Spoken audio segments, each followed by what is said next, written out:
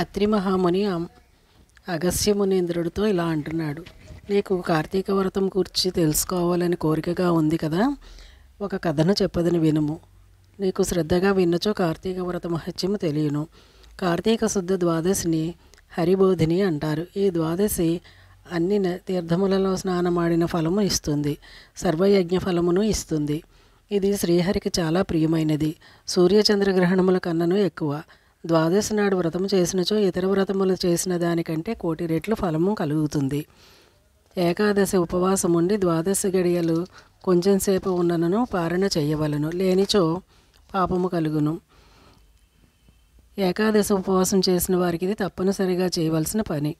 ఈ వ్రత మహత్యము తెలుసుకుని ఆచరించిన అంబరీషుడు ధన్యుడయ్యాడు. పూర్వము అంబరీషుడనే మహారాజు ఉండేవాడు. ఏకాదశి రోజు ఉపవాసం ఉండి ద్వాదశి నాడు పారణ చేయదలిచాడు. ఆనాడు ద్వాదశి కొంచెం సేపే ఉన్నది. ఇంతలో దుర్వాస మహాముని వచ్చి తనకు భోజనం పెట్టమని అడిగాను. సరేనన్నాడు అంబరీషుడు. అనుష్ఠానములు తీర్చుకువచ్చేదనని నదికి వెళ్ళాడు దుర్వాస మహాముని. ద్వాదశి సమయం గడిచిపోవచున్నది. దుర్వాస మహాముని రావటం లేదు. అంబరీషుడికి ఏమి చేయాలో తోచలేదు. ద్వాదశి గడియలు ఉండగానే పారణ చేయాలి. ఆయనకి భోజనం పెడతానన్నాను, ఆ మాట తప్పితే పాపం చుట్టుకుంటుంది. ఇప్పుడు ఏం చేయాలని చెప్పి ఆలోచిస్తూ ఉన్నాడు. ఒకవేళ ఆయనకి భోజనం పెట్టకుండా నేను తినివేస్తే శాపమిచ్చును. ఏకాదశి నాడు ఉపవాసం చేయకుండా ఉండరాదు, అట్లే ద్వాదశి నాడు పారణ చేయాలి. ద్వాదశి ఉండగా పారణ చేయకపోతే 11 నెలల వ్రతము చెడిపోవును, దానికి ప్రాయశ్చిత్తం కూడా లేదు. హరిభక్తిని వ్రతమును విడిచుట కంటే పారణయే మంచిది.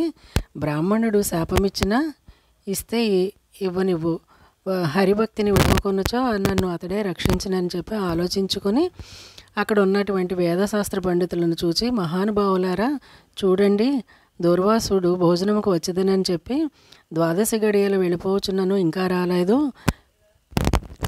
ఆయనకి పెట్టకుండా ముందు నేను తినరాదు.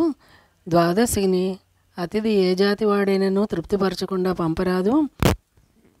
ఇప్పుడు నేనేం చేద్దును? ఒకవేళ నేను తినివేసినచో ఆయువు, ఐశ్వర్యము, కీర్తి, ధర్మము నశించును.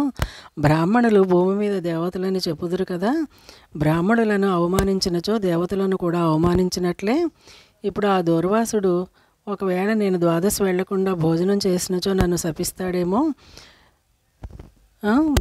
ద్వాదశి వెళ్లకుండా పారణకు రాలేకపోవటం ఆయన తప్పు, ద్వాదశి ఉండగా పారణ చేయకపోవడం నా తప్పు. కాబట్టి నేను ద్వాదశి పారణ విసర్జించుట, బ్రాహ్మణ అవమానము రెండూ సమానమైన ధర్మములే, హెచ్చు తగ్గులు లేవు. పారణ చేయనచో హరిభక్తి ధర్మమునకు లోపము చేసినచో దుర్వాసుని శాపము, రెండూ అనర్థములే. ఇప్పుడు నన్ను ఏమి చేయమందురు అని అడిగాడు.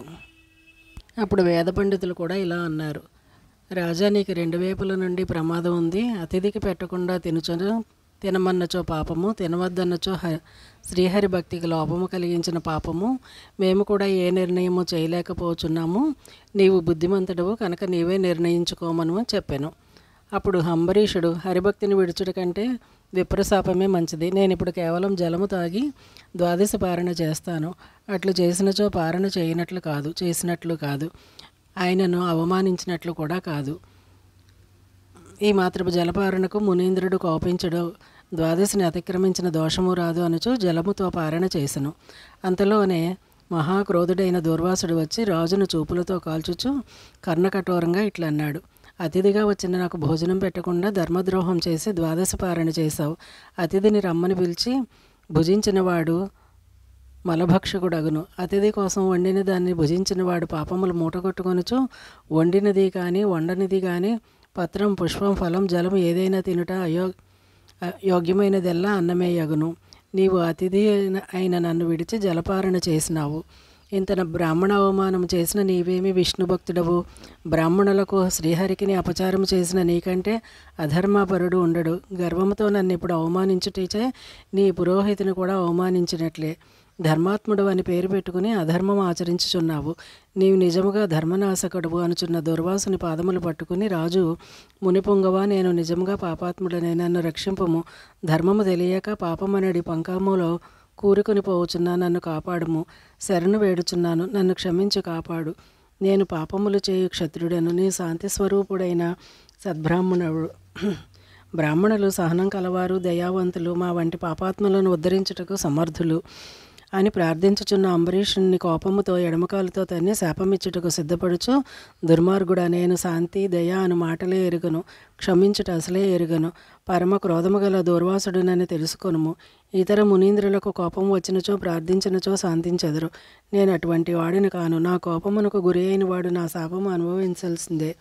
అందుకని మత్స్యము, కూర్మ, వరాహము, వామనుడు, వికృతమైన ముఖము కలవాడు, క్రూరత్వము గల బ్రాహ్మణుడు, జ్ఞానశూన్యుడైన క్షత్రియుడు, రాజ్యాధికారము లేని క్షత్రియుడు, పాషండ మార్గకర్తనుడు, దురాచారుడు, బ్రాహ్మణుడై పుట్టి బ్రహ్మహత్య చేయువాడు, ఇట్లు 10 జన్మములెత్తుదువుగాక. నీ గర్వము వానితో తీరును. ఇదే కాక నీకు శాపమిచ్చుచున్నాను అనుచు నోరు తెరిచిన దూర్వాసునికి వాగ్బంధమైపోయింది. భక్తరక్షణశీలుడైన శ్రీహరి అంబరీషంలో ప్రవేశించి దూర్వాసుని శాపము తాను స్వీకరించెను. అందుకే శ్రీహరికి దశావతారములు. మరలా శపింపబోయిన దూర్వాసుని శిక్షింపదలచి తన చేతి సుదర్శన చక్రము వదిలెను. అది కోటి సూర్యుల కాంతితో మంటలు కురిపించుచు నోరు తెరుచుకొని మీద పడుచుండగా దూర్వాసుడు భయపడి స్వప్రాణ రక్షణకై పరుగులెత్తెను. చక్రము మంటలు వెదజల్లుతూ వెంటబడెను. అతడు భూమండలమంతయు తిరిగను. ఇంద్రాది దిక్పాలకుల వద్దకు వెళ్ళాడు.